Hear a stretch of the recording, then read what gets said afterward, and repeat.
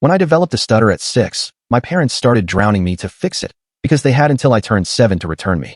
I found a bag labeled defective child, do not return, and a calendar with my abandonment date marked in red. But my 4-year-old brother broke me out, and we learned our mother had secretly been helping abandoned children all along. What if your parents could return you like a flawed product? In our enclave, families could discard any child who displayed imperfections by age 7, and my stutter had just begun. I was 6 when the tripping over word started. One day, I watched my friend Ember being taken to the transition home because of her new seizures. The next day, I couldn't get through a single sentence without stumbling over my own tongue. My father, Aldrich, immediately took notice. He served on the Council of Purity and was trained to spot all the warning signs.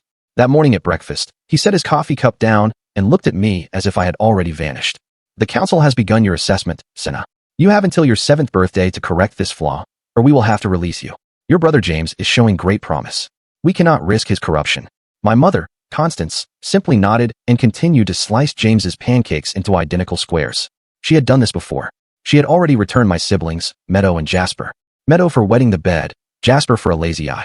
I'd seen the small silver pins on her dress, one for each child she'd released, which were considered badges of honor in our settlement. The Haven of Tomorrow had rules about everything, but the most important one was simple.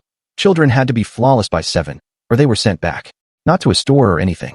They drove you to a highway rest stop, hours away, and left you there. Then, they incinerated all your belongings, and no one was ever allowed to speak your name again. My parents started my correction at once. Constance would make me stand in the bathtub and recite the compound prayers. Each time I stuttered, she'd push my head under the water for a few seconds at first, then for longer. Aldrich had his own methods. He'd have me read the community guidelines out loud for hours.